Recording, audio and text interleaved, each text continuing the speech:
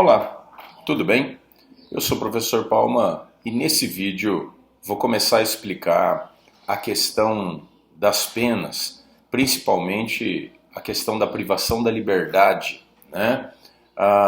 No nosso ordenamento jurídico e numa visão histórica. O estudo das penas, e principalmente a questão do estudo da prisão, é muito importante não só sob a ótica do direito penal, como também pela ótica do próprio processo penal. Nós temos a privação da liberdade no direito penal e no direito processual penal, com finalidades e requisitos que são diferentes, então nós vamos precisar analisar tudo isso. Para falar a respeito da privação da liberdade, da pena, né? Hoje sabemos, que a privação de liberdade é a principal espécie de pena no direito penal, mas isso é recente, é de pouco tempo atrás, nem sempre foi assim. Se nós analisarmos os períodos históricos, nós temos ali a Idade Antiga ou Antiguidade, que é um período que se estuda a partir do desenvolvimento da escrita pelos sumérios em 4000 a.C., até a queda do Império Romano do Ocidente em 476 da Era Cristã. Depois nós temos a Idade Média, que começa então em 476 da Era Cristã e vai até a tomada de Constantinopla pelos turcos otomanos em 1453. Depois nós temos a Idade Moderna, que começa ali em 1453 e vai até o período da Revolução Francesa em 1789. E nós temos a Idade Contemporânea, que começa ali da Revolução Francesa em 1789 até os dias atuais. Pois bem, lá na Idade Antiga ou Antiguidade, na Idade Média, se desconhecia totalmente a privação de liberdade como sanção. Havia a privação de liberdade, mas apenas e tão somente como uma maneira de contenção dos agentes criminosos, daqueles que eram acusados, até que se pudesse impor sobre eles as verdadeiras penas. A principal delas era a pena de morte. Haviam também os açoites, as mutilações, as humilhações públicas, o degredo, o banimento. Essas eram sanções. Não se entendia naquele momento a privação da liberdade como uma sanção. Era apenas uma ferramenta para que se mantivesse o sujeito sob cautela, sob custódia, preso, para ele não fugir e para que pudéssemos depois impor sobre ele a verdadeira sanção. Na Idade Moderna, e aí com essa questão da economia, do capitalismo, do período industrial e também das ideias iluministas da Revolução Francesa, nesse período é que se começa a imaginar, a cogitar da privação de liberdade como uma sanção.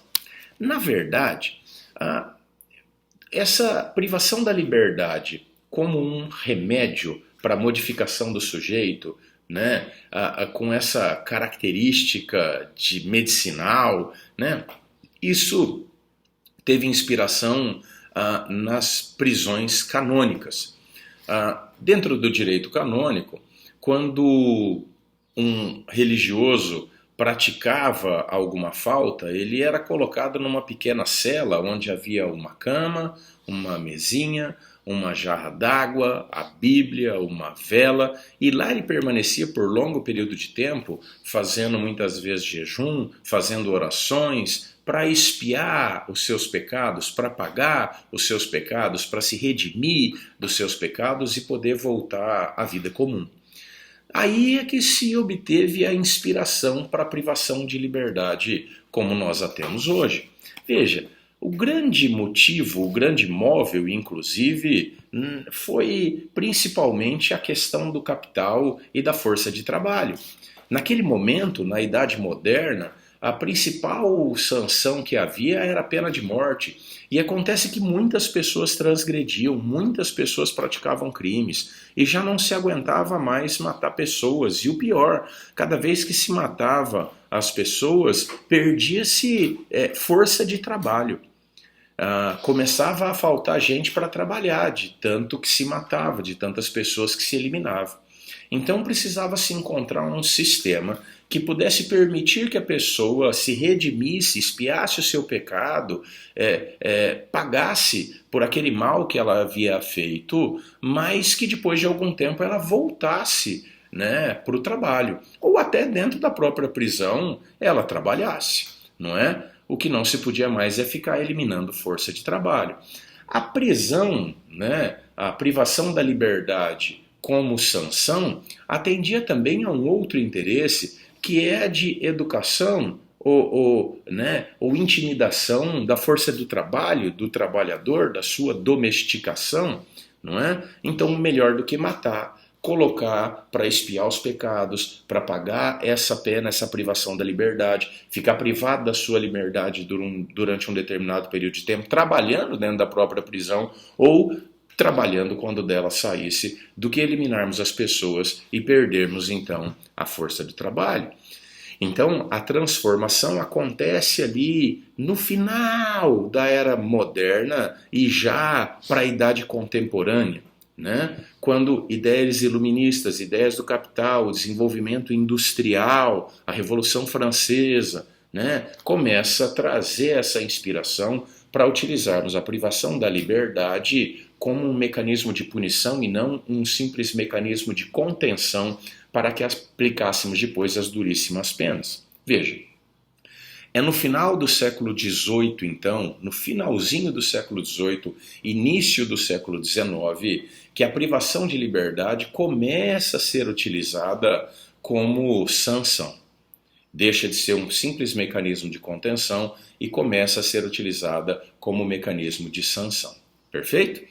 E é realmente no século XIX, né, no século XIX, que essa privação de liberdade vai evoluindo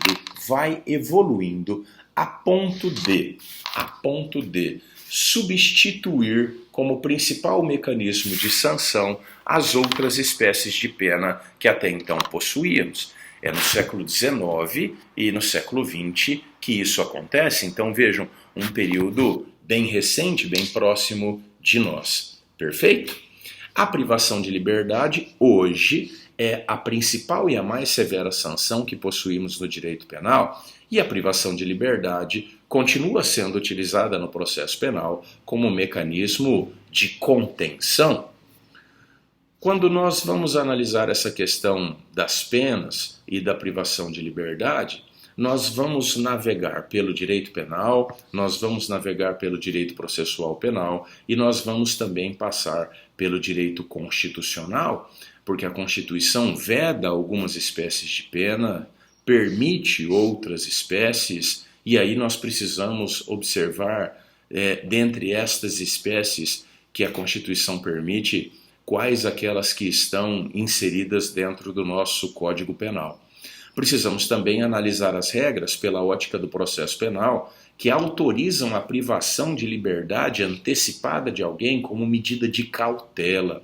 E aí nós analisaremos então a prisão processual ou cautelar, a prisão de custódia, que nós encontramos ali na prisão temporária, nós encontramos ali na prisão preventiva, e aí falaremos também da liberdade provisória, com ou sem fiança, da audiência de custódia, perfeito?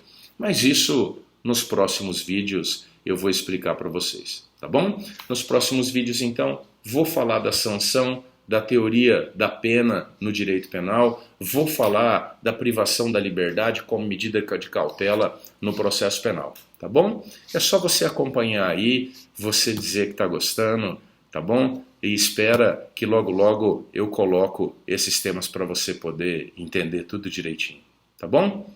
Até breve, bom estudo, beijo no coração.